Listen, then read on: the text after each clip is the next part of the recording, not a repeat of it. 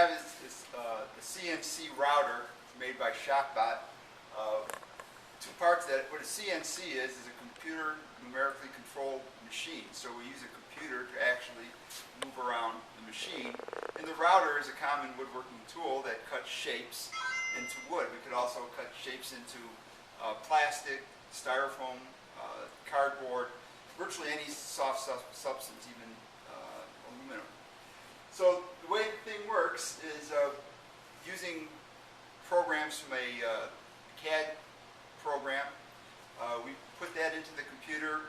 The computer translates into a file that this machine understands, and then it basically just moves the computer, moves the table, moves the router around, and cuts out any kind of shape. We can cut out signs, parts, virtually anything that we could design in a CAD program, we can cut on the machine.